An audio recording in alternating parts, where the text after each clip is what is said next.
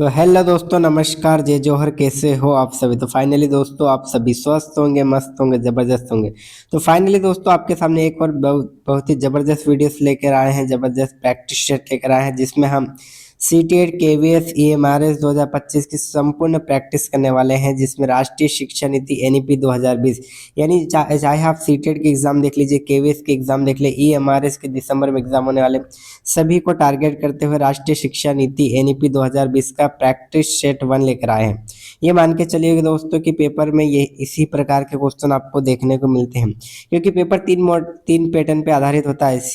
Easy, moderate to hard, हम तीनों level के क्वेश्चन देखने को मिलेंगे आपको। ठीक है, सबसे पहले हम अभी जो क्वेश्चन का जो लेवल है, अभी इजी टू मॉडरेट लेवल के क्वेश्चन लेकर आए। धीरे धीरे हम जैसे प्रैक्टिस से बढ़ाते जाएंगे 1 2 3 4, ठीक है।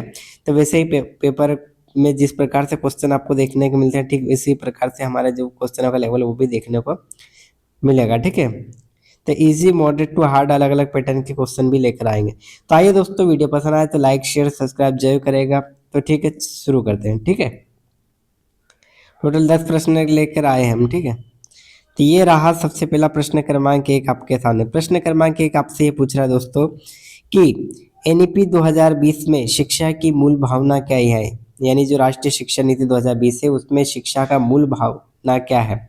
ऑप्शन है job oriented, option B holistic development, option C rote learning और ऑप्शन डी सेंट्रलाइजेशन सिस्टम। तो बताओ दोस्तों इसका राइट आंसर क्या हो जाएगा। Option A, option B, option C, option D. बताओ दोस्तों इसका राइट आंसर क्या हो जाएगा, फटाफट से बताओ। तो आप कहेंगे इसका राइट आंसर हो जाएगा होलिस्टिक डेवलपमेंट ऑफ, ठीक है, जिसमें संपूर्ण विकास, होलिस्टिक डेवलप मतलब संपूर्ण विकास। ठीक है, चलो प्रश्न क्रमांक 2 देख लेते हैं। प्रश्न क्रमांक 2 आपसे पूछ रहा है कि नई शिक्षा नीति में 5+3+3+4 संरचना किस पर आधारित है। बताओ दोस्तों किस पर आधारित है। ऑप्शन ए आयु पर, ऑप्शन बी कक्षा पर, ऑप्शन सी परीक्षा पर और ऑप्शन डी विषय पर। तो फटाफट से दोस्तों इसका राइट आंसर बताओ, कमेंट सेक्शन फटाफट से बताओ कि इसका राइट आंसर क्या हो जाएगा।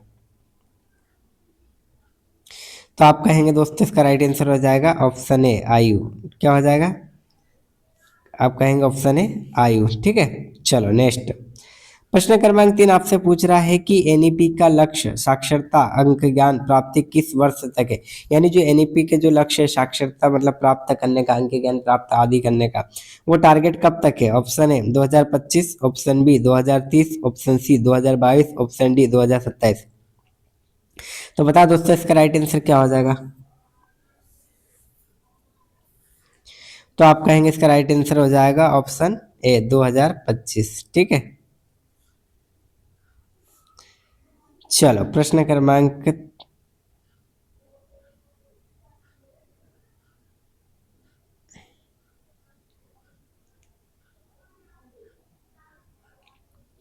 चलो नेक्स्ट। प्रश्न क्रमांक 4। प्रश्न क्रमांक आपसे पूछ रहा है कि बोर्ड परीक्षा एनईपी के अनुसार क्या है। ऑप्शन ए समाप्ति होगी, ऑप्शन बी 2 स्तरों पर होगी, ऑप्शन सी कठिन होगी और ऑप्शन डी केवल मौखिक होगी।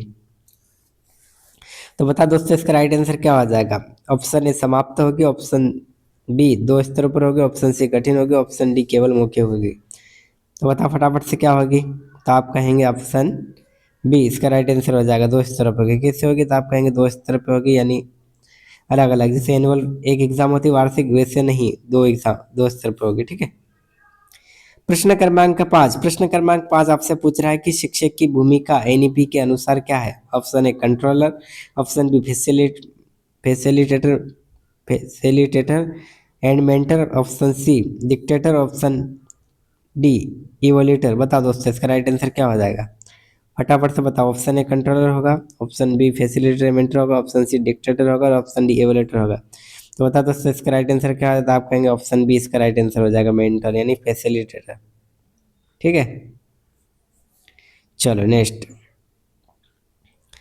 प्रश्न क्रमांक 6। ईसीसीई किस आयु समूह के लिए, यानी जो ईसीसी किस आयु समूह के लिए, एनईपी में जो ईसीसी दिया गया है वो किस आयु समूह के लिए दिया गया है। बताओ दोस्तों। ऑप्शन ए 3 से 6 वर्ष के लिए, ऑप्शन बी 5 से 10, ऑप्शन सी 12 से 14 और ऑप्शन डी 14 से 18। तो बता दोस्तों इसका राइट आंसर क्या हो जाएगा, फटाफट से बताओ। तो आपका इसका राइट आंसर हो जाएगा ऑप्शन ए 3 से 6 वर्ष के लिए। ठीक है, चलो नेक्स्ट। प्रश्न क्रमांक 7 आपसे पूछ रहा है कि समावेशी शिक्षा का लक्ष्य क्या है, यानी जो समावेशी शिक्षा का लक्ष्य क्या है। ऑप्शन ए केवल प्रतिभाशाली विद्यार्थी पर ध्यान, ऑप्शन बी सभी को समान अवसर, ऑप्शन सी केवल ग्रामीण क्षेत्र पर ध्यान, ऑप्शन डी केवल लड़कियों पर ध्यान। तो दोस्तों जब भी आपको बता दें केवल केवल अगर आएगा तो काट दीजिएगा, केवल होने का केवल ग्रामीण क्षेत्र पर ध्यान, तो ओनली केवल जहां भी दिखे तो केवल केवल काट दीजिएगा, तो आपका राइट आंसर हो जाएगा सभी को समान अवसर। प्रश्न क्रमांक 8 आपसे पूछ रहा है कि एनईपी में शिक्षक प्रशिक्षण किसके माध्यम से होगा, यानी एनईपी में शिक्षक प्रशिक्षण की बात की जा रही है जिसमें किसके माध्यम से होगा। तो option A Diksha, option B IGNOU, option C NCERT, option D BEd college. तो बता दोस्तों इसका राइट आंसर क्या हो जाएगा, फटाफट से बता दो। आप कहेंगे इसका राइट आंसर हो जाएगा दीक्षा, ठीक है, इसका राइट आंसर हो जाएगा दीक्षा। चलो नेक्स्ट प्रश्न क्रमांक 9 आपसे पूछ रहा है कि भाषा नीति के अनुसार क्या है। ऑप्शन ए अंग्रेजी अनिवार्य, ऑप्शन बी मातृभाषा प्राथमिक माध्यम, ऑप्शन सी संस्कृत माध्यम, ऑप्शन डी कोई माध्यम नहीं। तो भाषा नीति के अनुसार क्या होगा, तो आप कहेंगे ऑप्शन बी मातृभाषा की प्राथमिकता माध्यम, यानी एनईपी 2020 में ये बताया गया है कि मातृभाषा का प्राथमिकता ज़्यादा दी गई है, ठीक है, क्योंकि पहली से 5वीं तक किसी भी बच्चे को अगर शिक्षा देनी है या स्कूल जाता है तो उसको मातृभाषा में दी जाएगी। अगर कोई और प्रॉब्लम अधिक आगे देखने को मिलती है तो उसको 6 to 8 यानी माध्यमिक शिक्षा लेवल पर भी मातृभाषा का उपयोग किया जाएगा, ठीक है।